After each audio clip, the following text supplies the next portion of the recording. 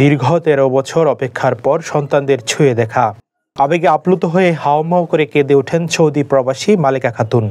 দীর্ঘদিন পর সন্তানদের কাছে পেয়ে বুকে টেনে নেন।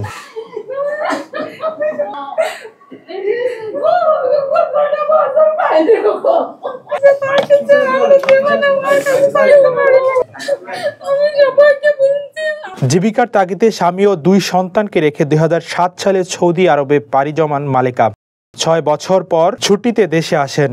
কয়েক মাস ছুটি কাটিয়ে পুনরায় সৌদি যান। এরপর কফিলের সাথে বনিবনা না হওয়ায় অবৈধ হয়ে যান তিনি। আগে আসছিলাম আমি 6 বছর পর, 500 টাকা বেতনে 6 বছর কাজ করেছি। ছাগলের খামারে কাজ করতে দিছিল, আমি ধরেন চলে গেছিলাম।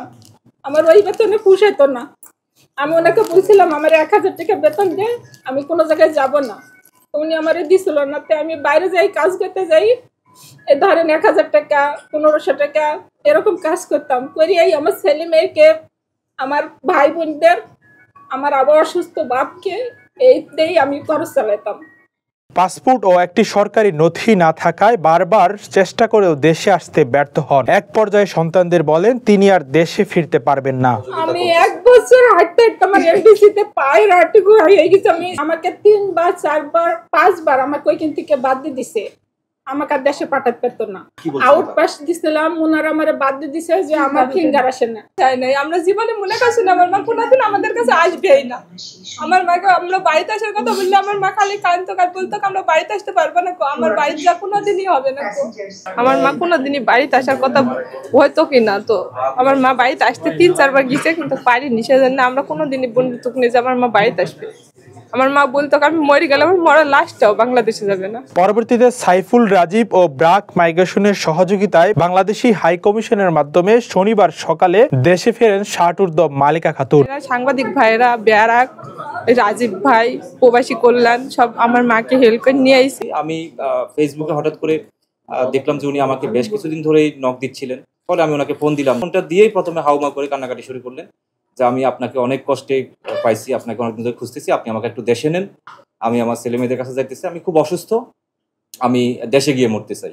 প্রবাসী কল্যাণ মন্ত্রণালয়ের অধীনস্থ ওয়াইজানাস কল্যাণ করে আমাদেরকে আবেদন করতে হয় যে একজন নারী কর্মী সেখানে আটকা পড়েছেন। সেই আবেদনের প্রেক্ষিতে ওনাকে পুনরায় কনসুলেটে ডাকা হয় না, শুধুমাত্র একটা সরকারি নথি।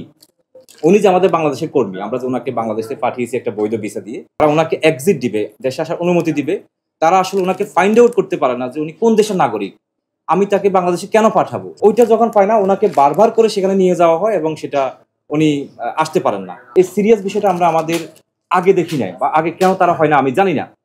তখন কিন্তু পরবর্তীতে তারা ঠিকই বের করতে পারলেন যে উনি বাংলাদেশের নারী কর্মী, ওনার এজেন্সি ছিল, ওনার ভিসা ছিল, সব ঠিক ছিল। এইটা পাওয়ার সাথে সাথে হলো যে ওনার এক্সিটটা হয়ে যায়। সেটা হচ্ছে যে আমাদের প্রবাসের 7 টাউনে সাইফুল রাজীব ভাই আমাকে নক করেন যে এরকম মালেকা আপা দেশে ফিরতে পারছে না দীর্ঘদিন যাবত। পরিবারের সাথে যোগাযোগ করি এবং পরিবারকে ঢাকায় নিয়ে আসার ব্যবস্থা করে ওনার ঘটনা শোনার পরে তার ডকুমেন্ট খোঁজার আমরা চেষ্টা করি। এরপরে ফার্স্ট সেক্রেটারি যিনি আছেন আরিফুজ্জামান স্যার, আমি স্যারের সাথে একাধিকবার টেলিফোনে কথা বলি এবং তাকে দ্রুত যাতে হচ্ছে দেশে পাঠানোর সমস্ত প্রক্রিয়া শেষ করা হয় সেই কাজগুলো করে থাকে। মালেকা আপার মতো দেশে ফিরতে না পারে বিপদগ্রস্ত থাকে, তারা আমাদের ব্র্যাক মাইগ্রেশন প্রোগ্রামের সাথে যোগাযোগ করলো। সৌদি আরবে থাকা অবস্থায় অসুস্থ হয়ে পড়েন মালেকা খাতুন। দেশে ফেরার পর বিমানবন্দরের স্বাস্থ্য শাখার ডাক্তারদের মাধ্যমে চিকিৎসার ব্যবস্থা করা হয়। আমার মা খালি বিদেশ কাটি কর কোনো কিছু নাই, ওর বলে যে 5000 টাকা থাকবে ভবিষ্যতে কইরি খাবে। আমি আমি চাই আমার ছোট ভাই বোন ভালো থাকুক, আমার ফ্যামিলি ভালো থাকুক, আমার ছেলে মেয়ে ভালো থাকুক, আমার দেশ ভালো থাকুক। ও যে এখন মুরব্বি কালে নিজে খাবে, তাও ওর কোনো ভবিষ্যৎ ও নিজে করে নিকো। মাহবুব ইসলাম, প্রবাস টাইম। দেশের সবচেয়ে কম খরচে এবং সহজে বুকিং করুন প্রবাসীর হেলিকপ্টার।